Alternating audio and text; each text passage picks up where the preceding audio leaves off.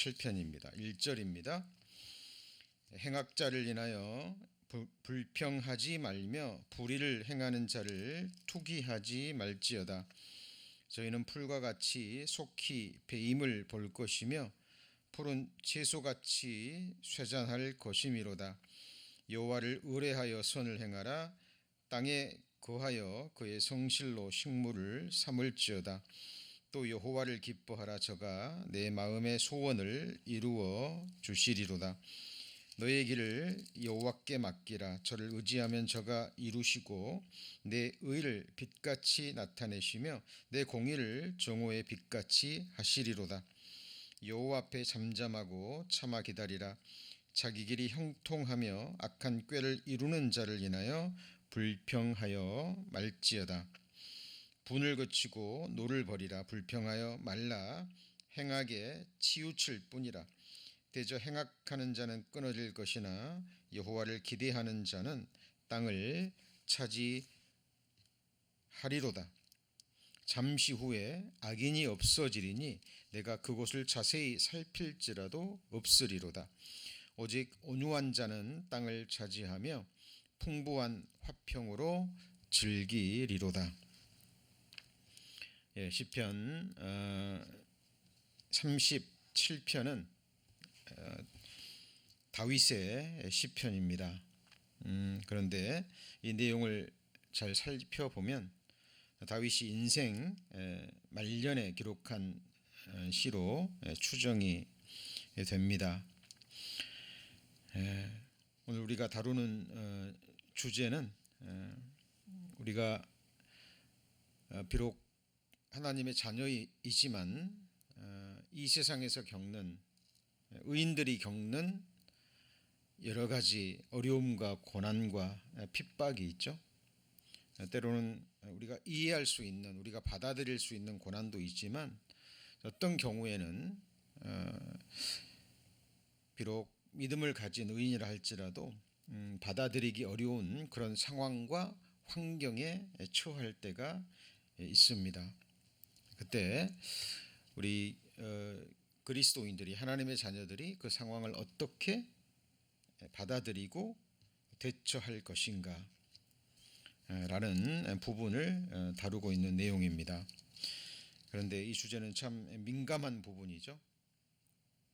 왜냐하면 우리가 그 가운데 거하지 않을 때, 형통한 길을 걷고 있을 때는 우리가 마음으로 아멘이 됩니다. 그러나 실제로 우리가 그 상황을 겪게 되면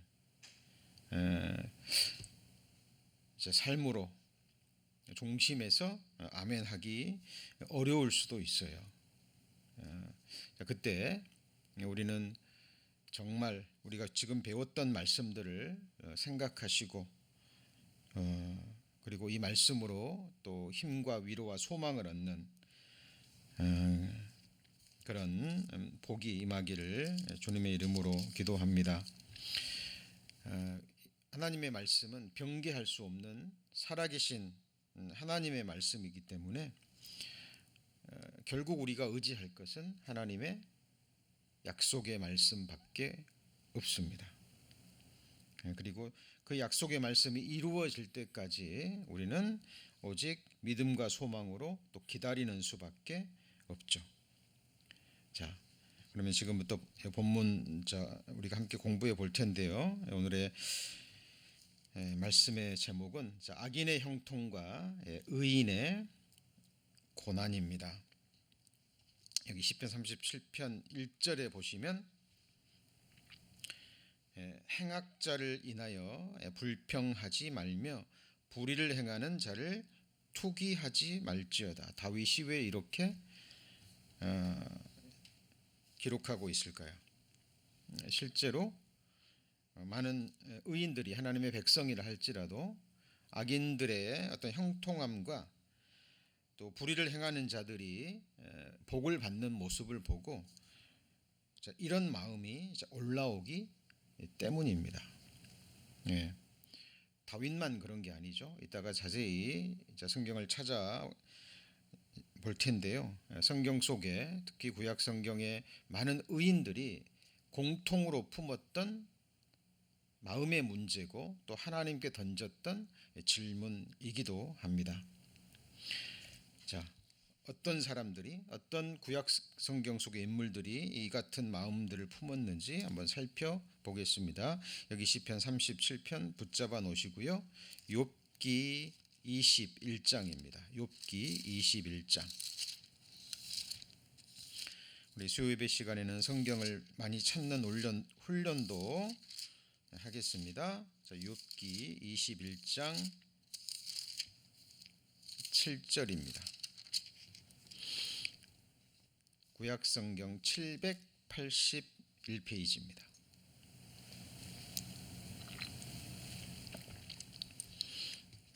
구약성경 781페이지.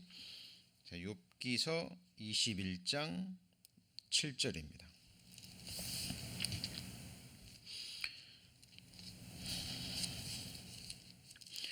욥과 다니엘, 노아 이 세 사람은 구약 성경이 증거하는 3대 은이라고 불리는 사람입니다.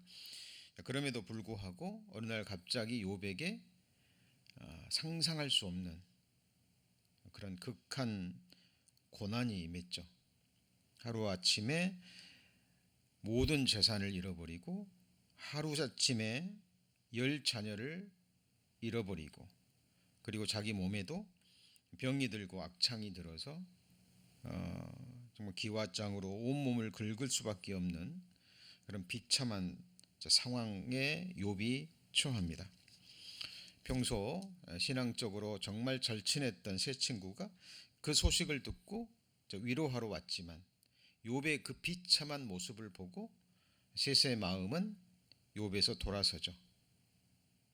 욥이 이런 고난과 고통을 당한 것은 틀림없이 욥이 하나님 앞에 큰 악을 범했기 때문이다.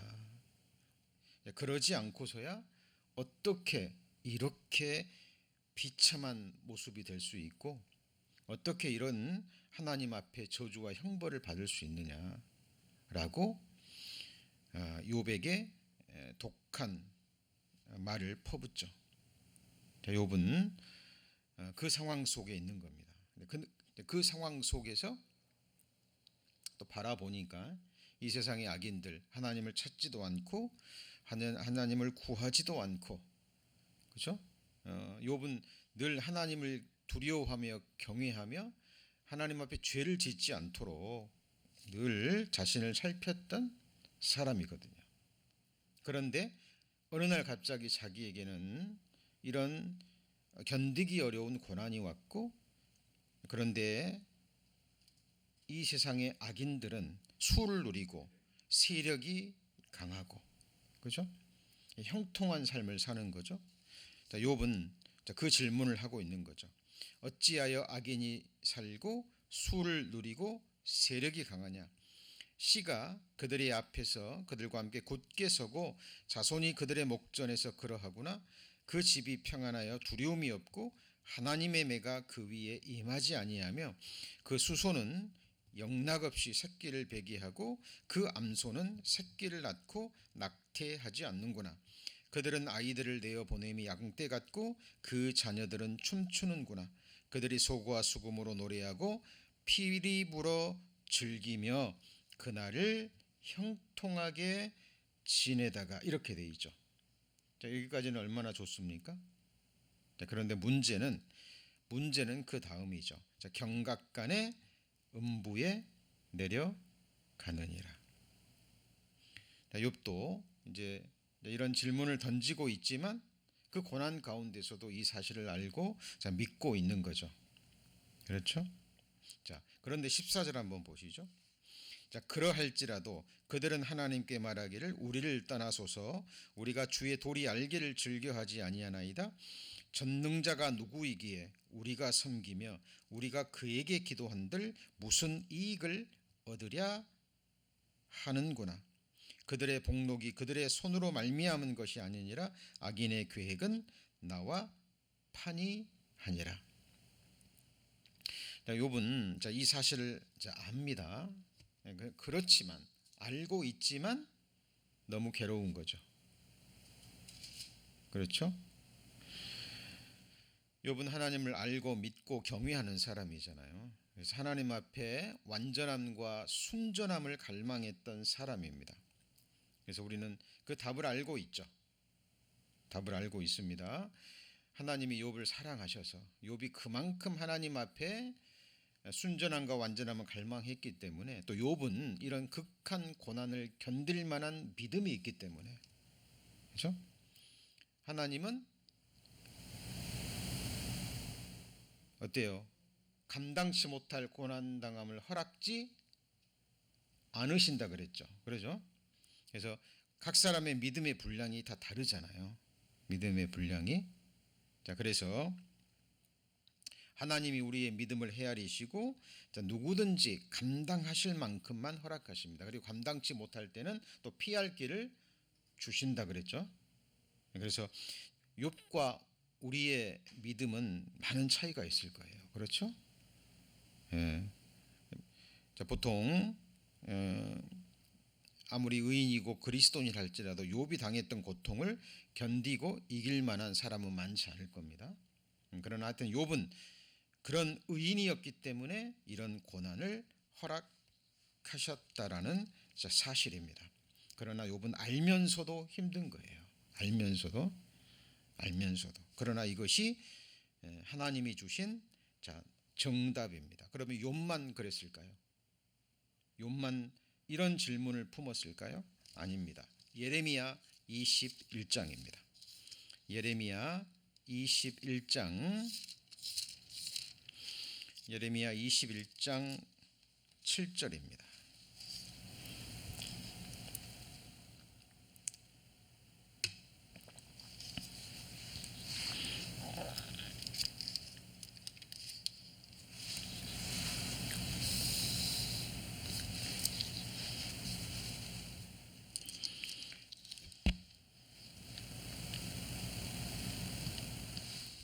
예레미야 21장 1절부터 보시죠. 1절부터. 시드기야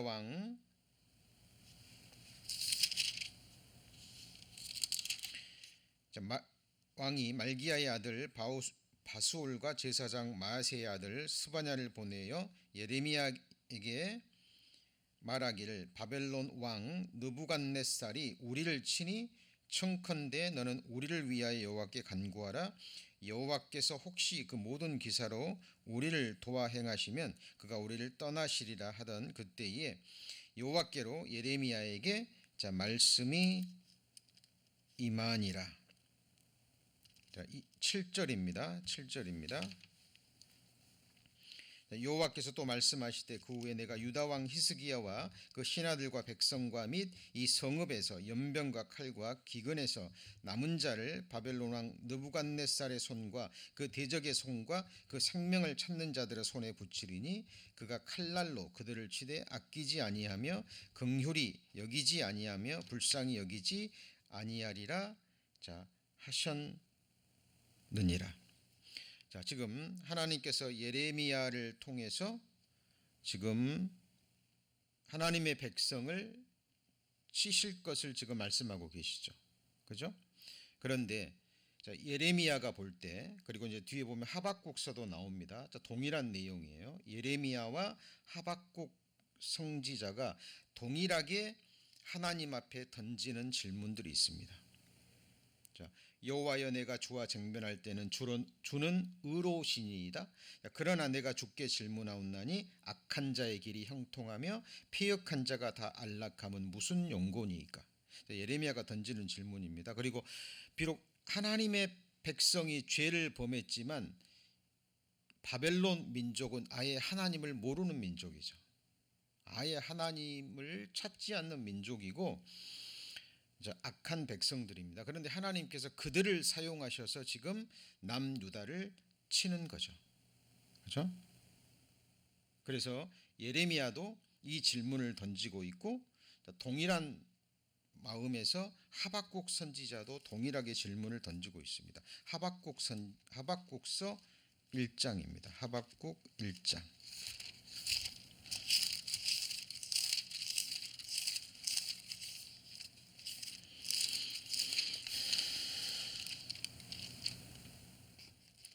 미가 나움 하박국 이렇게 되죠. 하박국 1장 13절 1302페이지입니다. 1302페이지.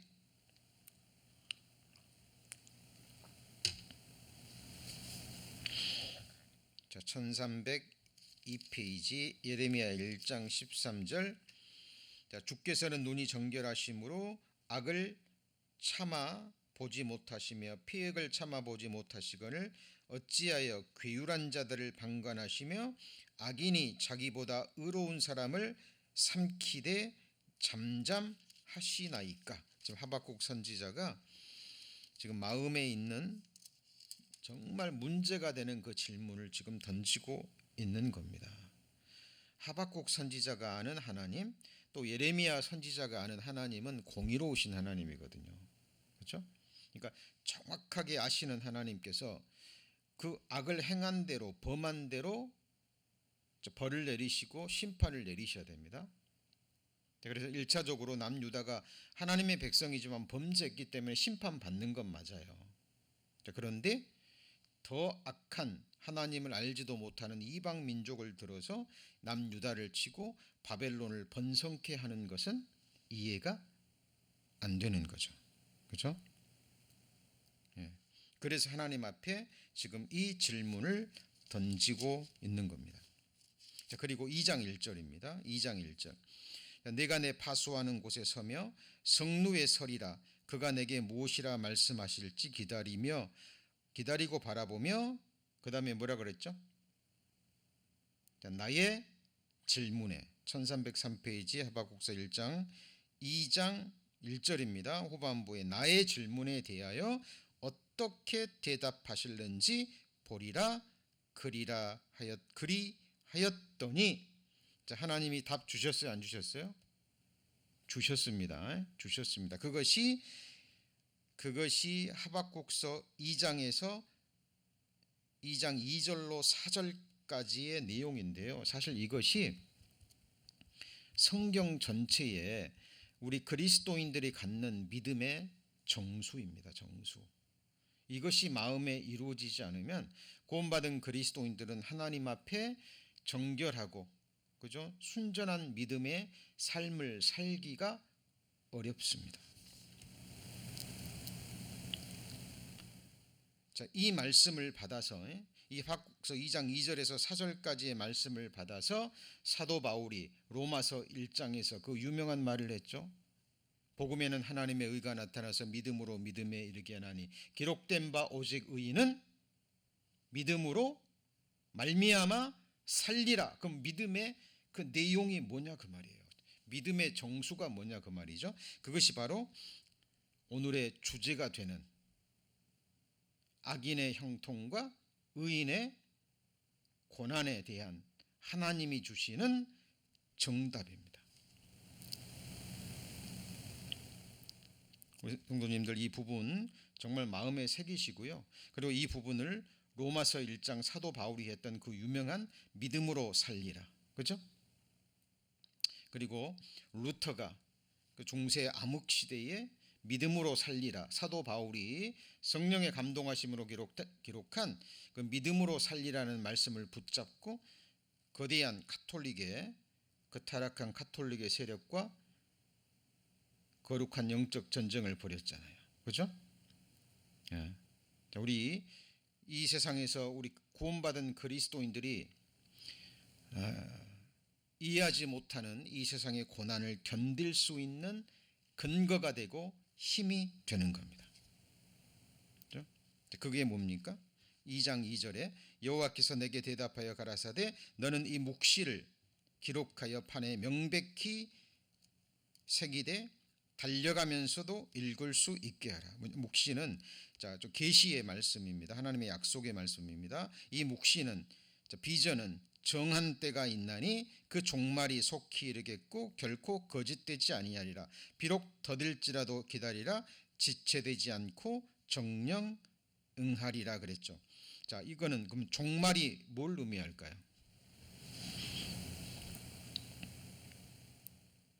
자, 1차적으로는 바벨론의 종말, 그리고 하나님의 백성의 종말입니다. 1차적으로는.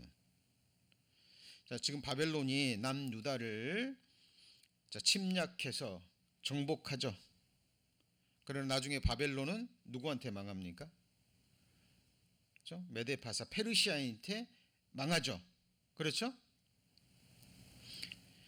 잠시 하나님의 도구로 사용돼서 남유다를 하나님이 징계하시는 데 사용했지만 바벨론이 하나님 앞에 마음을 낮추지 않았기 때문에, 교만했기 때문에, 그렇죠? 결국 느부갓네살도 또 바벨론 왕도 하나님 앞에 어때요? 심판을 받고 페르시아에게 멸망을 당하잖아요.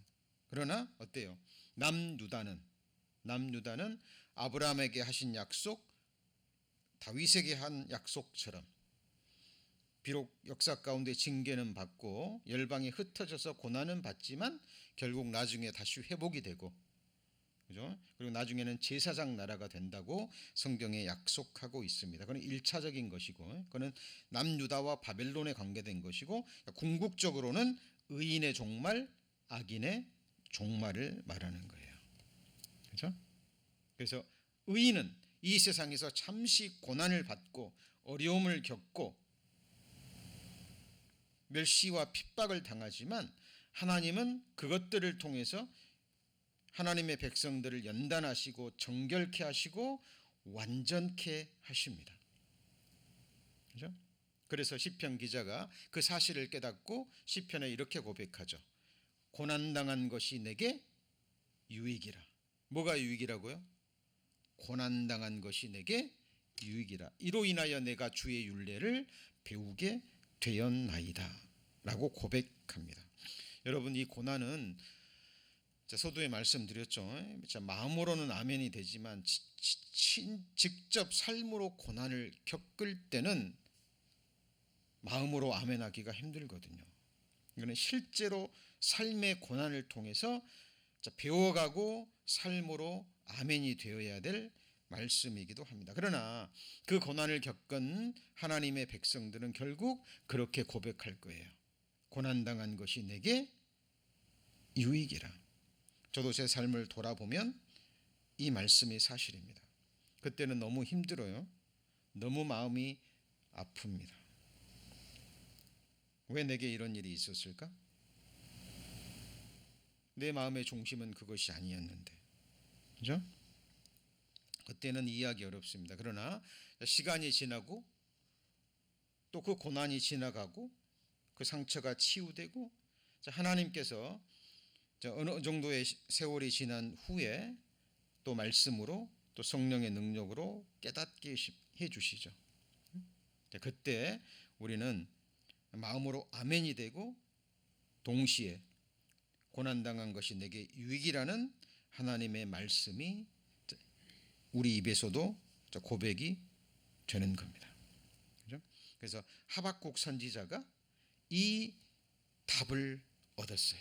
그죠? 이 답을 얻었습니다. 그래서 이 하박국 선지자의 기쁨이 바로 하박국서 3장 17절 18절이에요.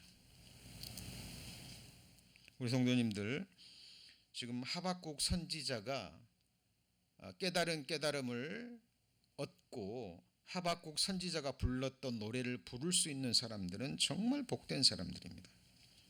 그렇죠? 자, 16절 한번 볼까요? 16절.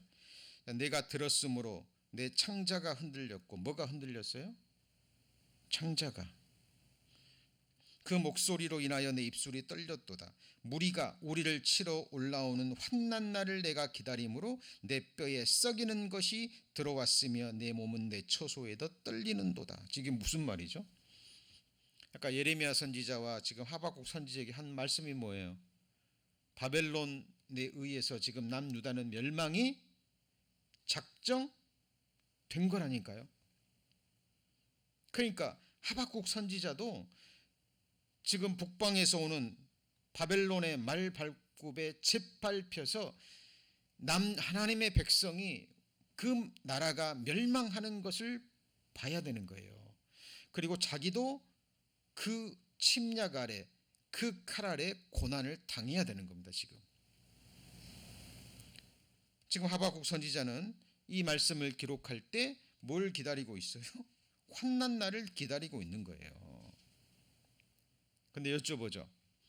지금 하박국 선지자가 이렇게 지금 17절 18절에서 기쁨으로 노래할 수 있는 근거가 뭐죠? 하나님은 살아계시다는 거죠. 그죠? 살아계시기 때문에, 그리고 하나님이 이스라엘 백성들을 사랑하기 때문에 이 고난을 주신다라는 거예요. 사랑하기 때문에. 비록 지금은 자기 눈앞에 이스라엘 백성 남유다가 멸망하고 바벨론의 침략을 받지만 결국 아브라함의 언약대로, 다윗의 언약대로 이스라엘 민족은 회복이 될 것이고 바벨론은 멸망하게 될 겁니다. 한 가지 여쭤보죠. 제가 지금 이 바벨론이라는 나라 멸망했죠. 역사 속에서 사라졌습니다. 그런데 이스라엘 백성, 하나님의 백성은 지금 나라가 없어졌습니까? 다시 회복됐습니까? 회복됐죠. 그죠? 지금 세계에서 가장 강한 나라인 미국의 중심에 서 있잖아요. 그렇죠? 그리고 전 세계를 지금 돈의 능력으로, 정보의 능력으로 좌지우지하고 있습니다. 자, 시간의 문제일 뿐이에요. 시간의 문제일 뿐입니다. 하박국 선지자는 이 말씀을 믿었어요. 그래서 비록 자기 눈앞에서는 남유다가 멸망하고 자기도 그 침략의 환난 속에 들어가지만 하박국 선지자는 기뻐합니다. 17절입니다. 비록 무화과 나무가 무성치 못하며 포도나무에 열매 없으며 감람나무에 소출이 없으며 밭에 식물이 없으며 우리에게 양이 없으며 외양간에 소가 없을지라도 나는 여호와를 인하여 즐거워하며 나의 구원의 하나님을 인하여 기뻐하리로다. 주 여호와는 나의 힘이시라. 나의 발을 사슴과 같게 하사 나로 나의 높은 곳에 다니게 하시리로다. 이 노래는 영장을 위하여 내 수금에 맞춘 것이니라.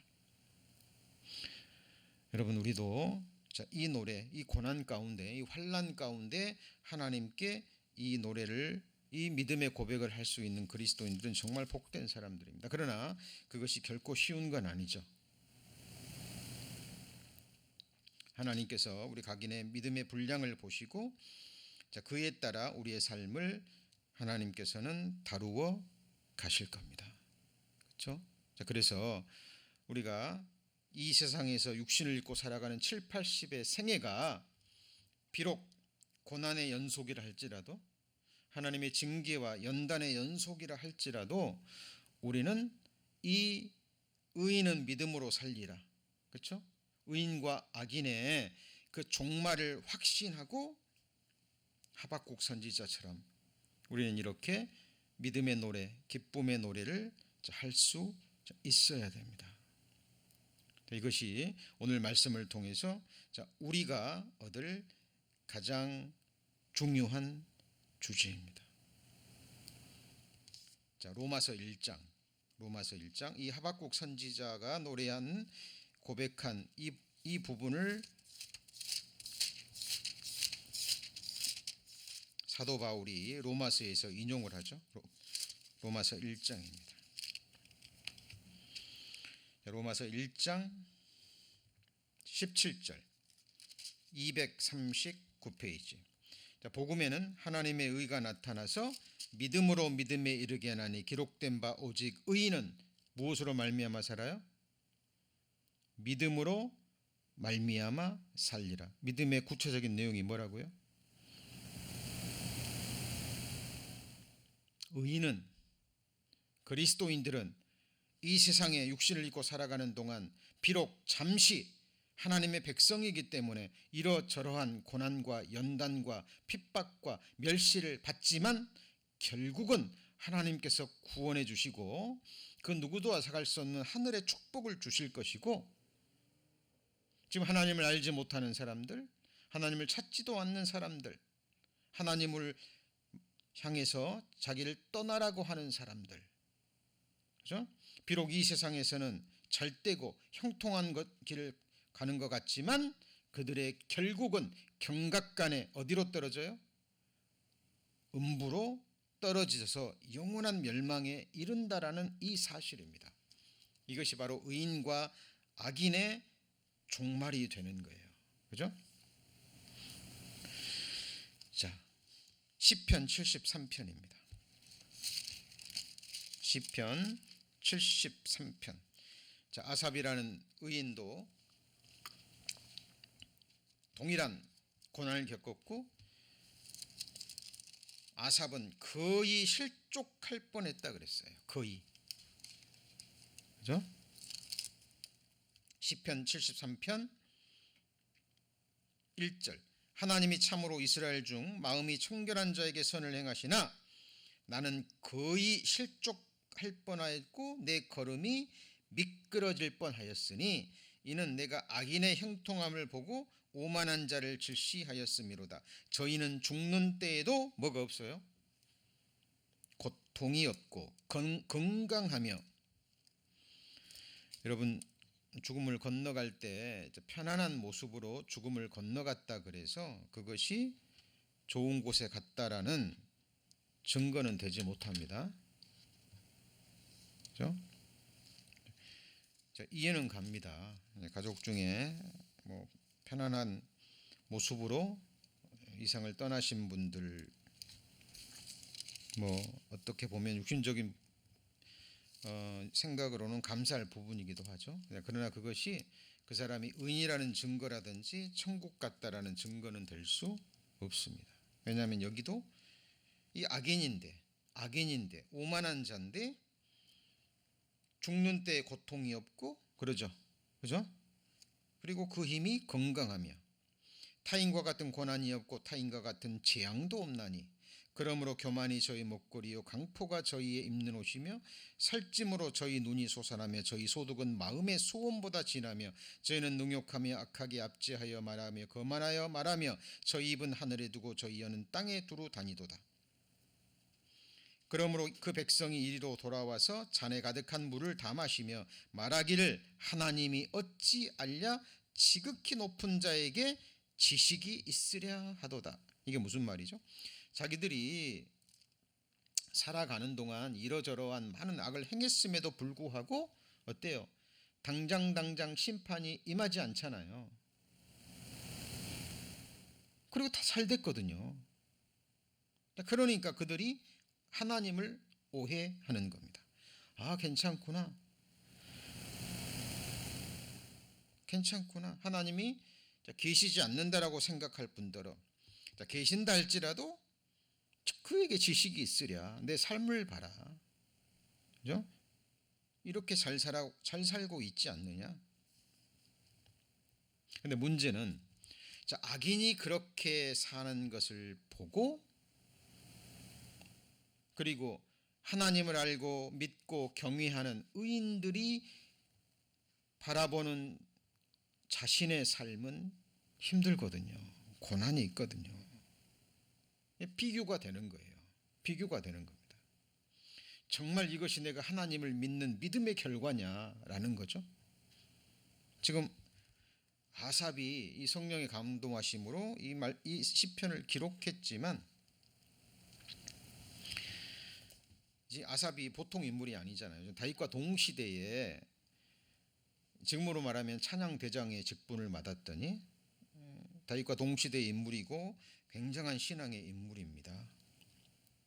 그런데 너무 힘들었던 거죠. 너무 힘들었던 겁니다. 자, 그래서 그가 15절입니다. 15절. 13절입니다. 13절. 내가 내 마음을 정의하며 내 손을 씻어 무죄하다 한 것이 실로 뭐예요? 헛되도다. 나는 종일 재앙을 당하며 아침마다 징책을 보았도다. 내가 만일 스스로 이러기를 내가 이렇게 말하리라 하였다면 주의 아들들의 시대를 대하여 괴유를 행하였으리이다. 그러니까 이 이 같은 생각이 마음이 들었어요. 그러나 그 입으로 말하지는 않았죠. 그렇죠? 내가 이렇게 말하리라 하였다면 그랬잖아요. 그죠? 거의 실족한 거예요. 12절에 볼지어다 이들은 악인이라 항상 평안하고 재물은 더하거든요. 그런데 자기는 아침마다 하나님의 징책이 있고 고난이 있고 힘든 거예요. 그렇죠? 자, 그런데 17절입니다. 16절입니다. 내가 어찌하면 이를 알까? 왜 이런 일이 일어나냐 그 말이에요. 내가 어찌하면 이를 알까 하여 생각한즉 내가 심히 곤란하더니, 그러니까 심히 곤란한 겁니다. 그러니까 마음에 큰 문제가 됐던 거죠. 그런데 하나님의 성소에 들어갈 때야 같이 읽습니다. 저희의 결국을 깨달았나이다 이거잖아요. 결국입니다. 이게 아까 말했던 하박국 선지자가 말했던 의인과 악인의 종말이에요. 결국 어떻게 되냐 그 말이에요. 지금 이 세상에서 죽을 때에도 평안하고 평생 재앙도 겪지 않고 건강하고 자식들도 잘 되고 재물도 더하고 평안하고 안락한 삶을 사는데 그렇게 살아서 결국 그들에게 주어지는 것이 뭐냐 하는 거예요. 성경은 말합니다. 영원한 심판, 영원한 멸망이에요. 하나님이 이들은 그냥 내버려 두는 겁니다. 내버려 두는 거예요. 그럼 왜 내버려 둘까요? 그러면 이들에게 주어지는 복과 재물과 이런 것들은 어디서부터 오는 걸까요?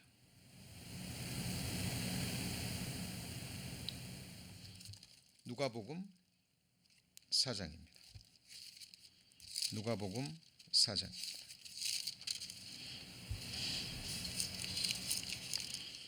누가복음 4장 1절입니다. 94페이지입니다. 복음서 누가복음 4장 94페이지. 마태, 마가, 누가, 요한 이렇게 되죠. 누가복음 4장 1절. 예수께서 성령의 충만함을 입어 요단강에서 돌아오사 광야에서 40일 동안 성령에게 이끌리시며 마귀에게 시험을 받으시더라. 이 모든 날에 아무것도 잡수시지 아니하시니 날수가 다함에 줄이신지라. 마귀가 가로되 내가 만일 하나님의 아들이여든 이 돌들에게 명하여 떡덩이가 되게 하라. 예수께서 대답하시되 기록하기를 사람이 떡으로만 살 것이 아니라 하였느니라. 마귀가 또 예수를 이끌고 올라가서 순식간에 천하만국을 보이며 가로되 이 모든 권세와 그 영광을 내가 내게 주리라.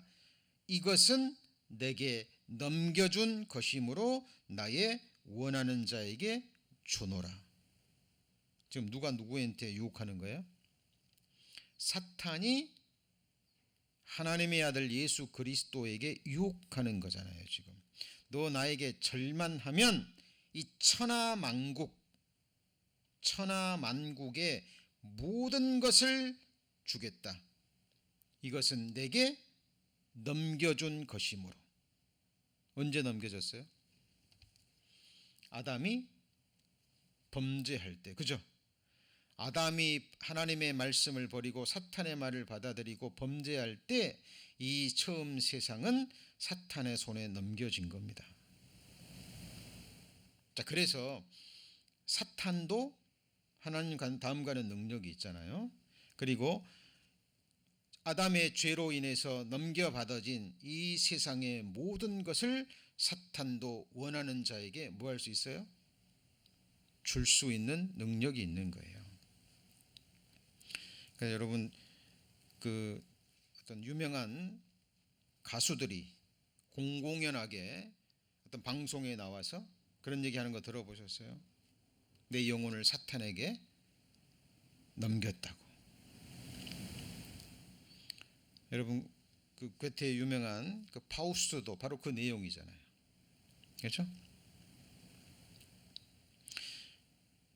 그 유명한 학자가 평생 동안 학문을 닫고 어떤 인생의 답, 우주의 답을 얻고자 했지만 답을 얻지 못하죠. 그리고 마지막 늙음하게 그 허무한 마음에, 그렇죠? 사탄에게 자기 영혼을 맡기고 젊음과 함께 이 세상의 모든 쾌락을 누립니다. 결국 그걸 누려봐도 만족이 되지 못하죠. 오히려 더 하나님을 찾는 그 계기가 되는 그 내용으로, 이상적인 것을 구하는 내용으로 되어 있지만, 하여튼 괴테가 지은 파우스트 내용도 바로 그런 내용이고, 그렇죠? 그래서 실제로 하나님을 찾지 않는 사람들, 구하지 않는 사람들, 육신을 잊고 이 세상에 살아가는 7, 80의 생애를 다라고 생각하고 이 세상의 복만을 원하는 사람들, 자, 그리고 자기 자녀를 낳아서 자기 자녀들이 잘 되는 것을 보고 그 재물로 이 세상에서 모든 낙을 누리다가 죽을 때 자기 남은 재물을 자기 자녀에게 물려주고, 아, 나는 잘 살았다, 나는 정말 이 세상 한평생 멋지게 살았구나, 그리고 자기 만족감에 취해서 죽음을 건너가는 자들, 그들이 하나님 보실 때 가장 불쌍한 자들입니다. 자, 그들의 중심을 아시기 때문에 그들에게는 하나님이 이러저러한 고난을 줘도, 아까 욥기서에 봤죠, 그렇죠? 그런 일이 있다 할지라도 하나님을 찾지도 않고 마음에 두지도 않고 우리에게서 떠나소서, 전능자가 우리에게 무슨 유익이 있으랴, 그리고 하나님을 밀어내는 자들입니다.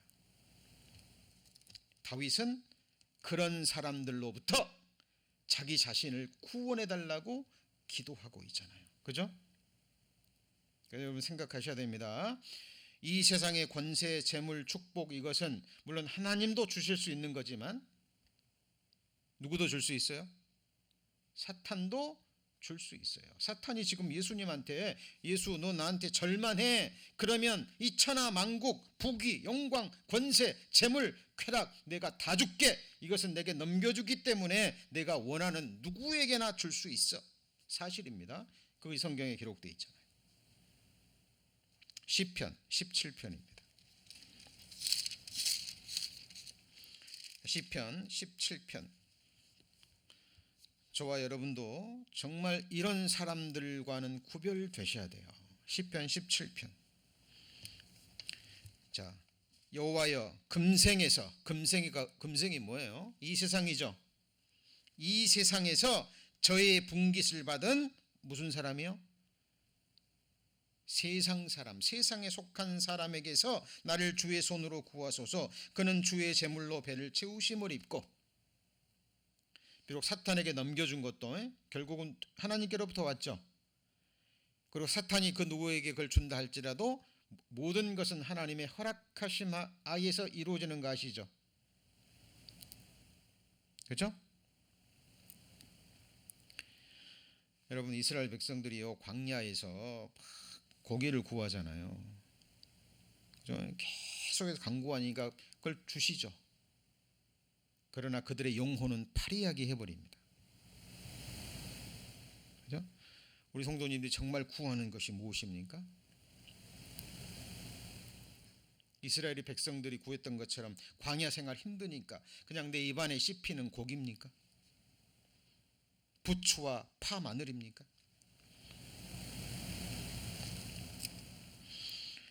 다윗은 그런 사람들로부터 구별되게 해달라고 기도합니다. 그리고 다윗의 소원은 무엇이었습니까?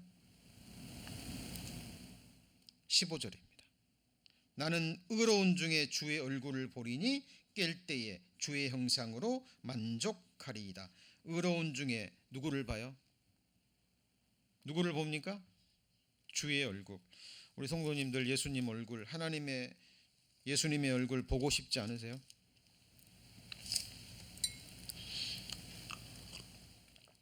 하나님인데 우리를 구원해 주기 위해서 사람이 돼서 이 땅에 오셔서 우리를 위해서 죽으시고 부활 승천하시고 아버지 보좌 우편에 앉아 계셔서 우리를 위해서 쉼없이 기도하시다가 우리를 그 나라로 데려가시기 위해서 다시 오시는, 우리를 영접하시러 오시는 예수 그리스도의 얼굴을 보고 싶지 않으십니까? 여러분, 이 두 눈으로 나머지 생에 무엇을 보기를 원하십니까?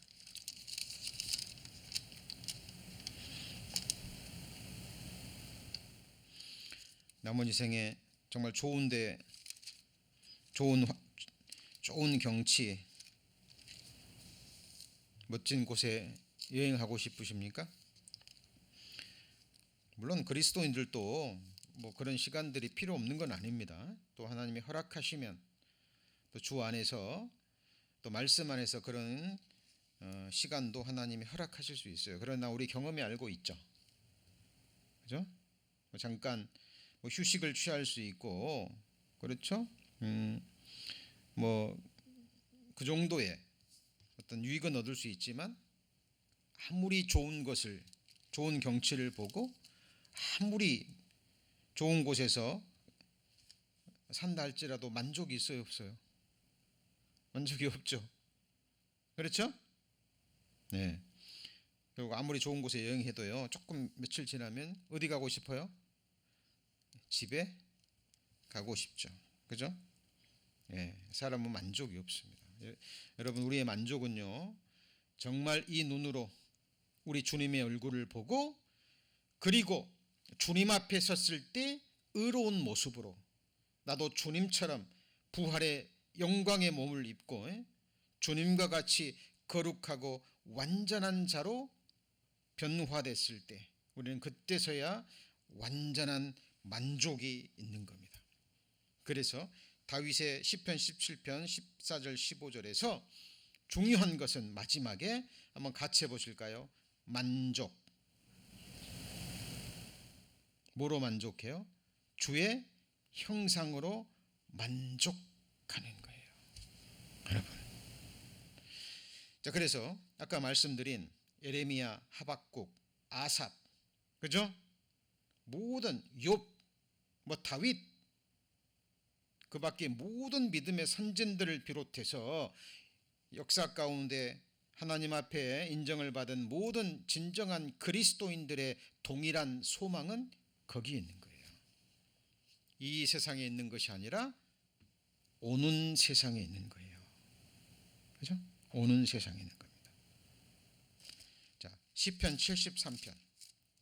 자, 아삽이 거의 실족할 뻔했잖아요. 근데 아삽도 답을 얻었죠. 자, 그리고 자, 이렇게 고백합니다. 자, 지금 비교해 보시는 거예요. 제가 성경 공부에 가장 좋은 것은 관찰이라 그랬죠. 비교, 관찰, 대조만 해도 정말 좋은 것들을 얻을 수 있습니다.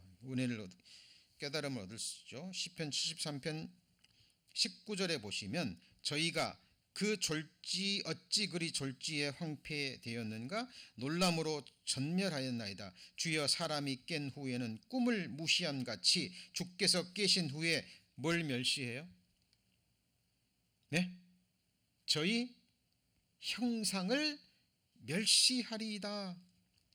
주께서 깨신 후에, 이 말은 주께서 다시 이제 재림하실 때 그 말이에요. 그죠? 이 세상에서 아무리 멋진 옷을 입고, 그러죠? 자기 몸을 건강하게 예쁘게 꾸며고 할지라도 그것은 하나님이 보시는 진정한 형상이 아니잖아요. 흙으로 돌아갈 것이고 결국 구더기가 달게 먹을 거잖아요. 그죠? 이 세상에서 누리는 부귀, 영광, 모든 즐거움, 쾌락, 이런 것들은 하룻밤 꿈꾸고 나면, 일어나면 아무것도 아니듯이 이 세상 지나고 나고 한평생 지나고 나면 그거는 어젯밤 꾸었던 꿈과 같다, 그 말이에요. 실상이 아니라는 거예요. 사탄은 그것들을 가지고 영혼들을 속여서 영원한 지옥으로 데려가는 거예요.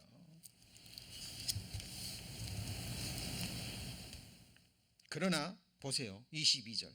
내가 이같이 우매무지하니 주의 앞에 짐승이오나. 이게 뭐예요? 악인의 형통을 잠시 부러워했죠. 부러워했잖아요. 그리고 거의 실족할 뻔했죠. 하나님 앞에 내가 믿음을 지키고 거룩하게 살고 순전하게 살고 이 세상 사람들과 구별되게 사는 것이 헛되구나라고 말할 뻔했잖아요. 근데 내가 항상 주와 함께합니다. 이유는요, 주께서 내 오른손을 붙잡아 준 거예요. 그리고 그 유명한 말씀을 남깁니다. 24절 25절 같이 읽습니다. 주의 교훈으로 나를 인도하시고 후에는 영광으로 영접하시리니 하늘에서는 주 외에 누가 내게 있으리요 땅에서는 주밖에 나의 사모할 자 없나이다. 여러분, 이것이 우리의 소망입니다. 이 세상에 있을 때 주의 교훈으로 인도함을 받고 후에는요 죽은 후에는 그 말이에요. 죽은 후에는 영광으로 나를 무한다고요? 영접하신답니다.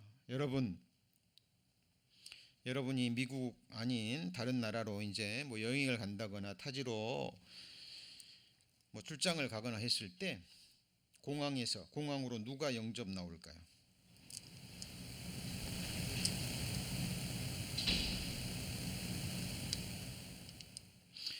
여러분, 죽음 건너갈 때 천국으로 영접하기 위해서 누가 영접하러 나올까요?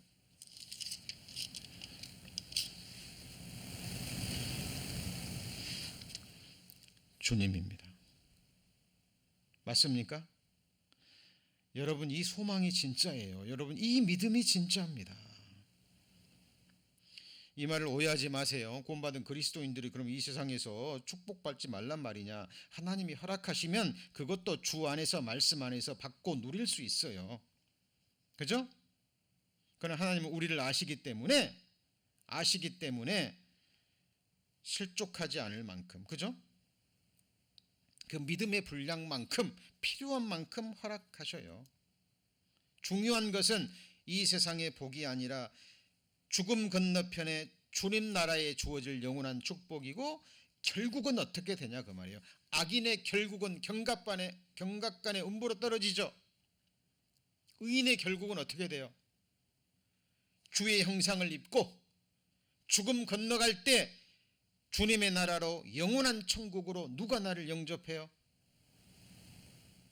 주님이 나를 영접한다 그랬잖아요. 이것이 아삽의 믿음의 결국이고 성경 속의 모든 의인들, 그리스도인들의 의인의 결국입니다. 자, 그래서 시편 37편, 오늘 말씀 정리합니다. 오늘의 결론입니다. 자, 그래서 보세요. 시편 37편 이제 오늘 말씀 끝나면 한번 쭉 읽어보시면 의인과 악인이 받을 궁극적인 고난, 궁극적인 축복이 기록되어 있는데, 시편 37편에 의인이 받을 궁극적인 복이 나옵니다. 그게 뭘까요?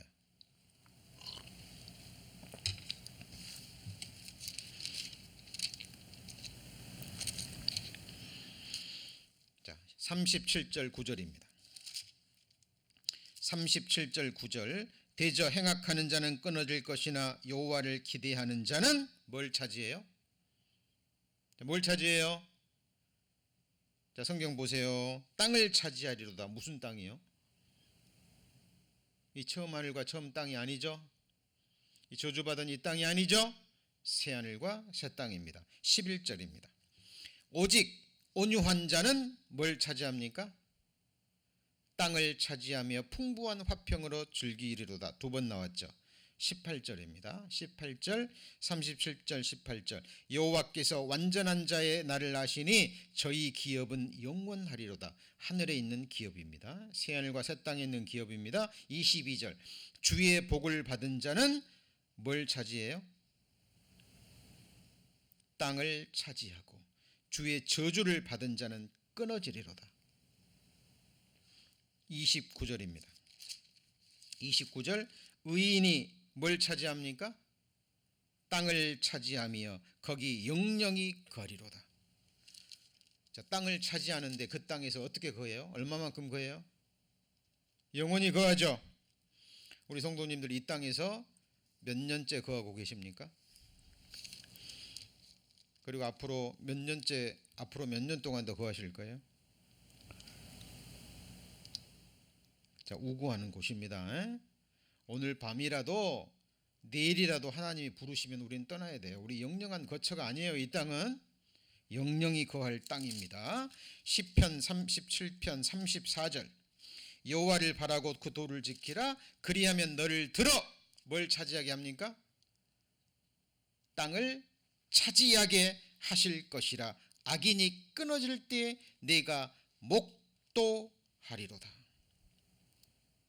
여러분, 악인이 끊어질 때 의인들은 영원한 땅을 차지합니다. 이것이 의인에게 주어지는 결국이에요. 여러분, 이것이 헛된 이야기가 아니라 하나님의 약속이라니까요. 여러분 살아있을 때 미국의 금싸라기 땅 수만 평, 수십만 평 가지면 뭐 할 겁니까? 네? 떠나갈 때 얼마나 아쉬울까요?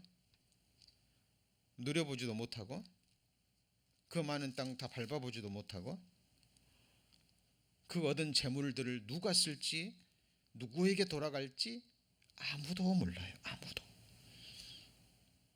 헛된 일에 분유하며 재물을 쌓으나 누가 취할는지 알지 못합니다.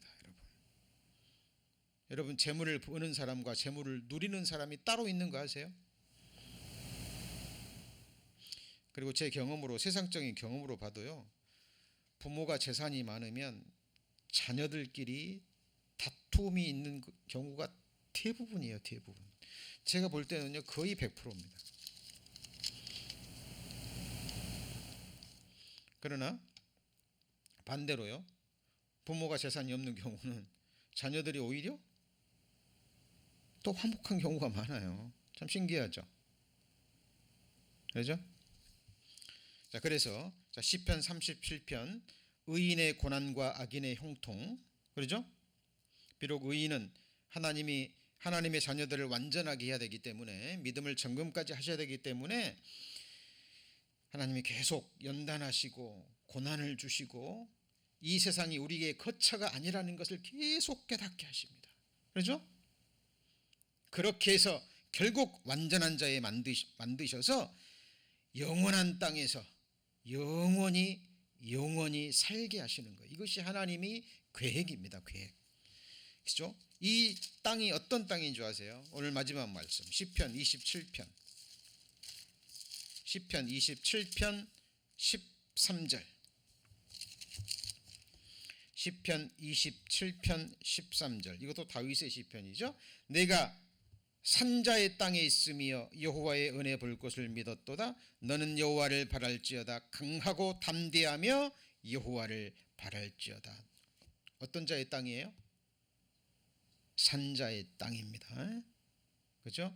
새하늘과 새 땅. 이제 잠시 후면 그 세상이 펼쳐집니다. 우리 성도님들, 자, 이러저러한 여러 고난과 어려움과 아픔이 있다 할지라도 조금만 더 인내하시고 환난 중에 참으시고 소망 중에 즐거워하시고 믿음을 더욱더 굳건히 하시는 성도님들 되시기를 축복합니다. 기도하시겠습니다.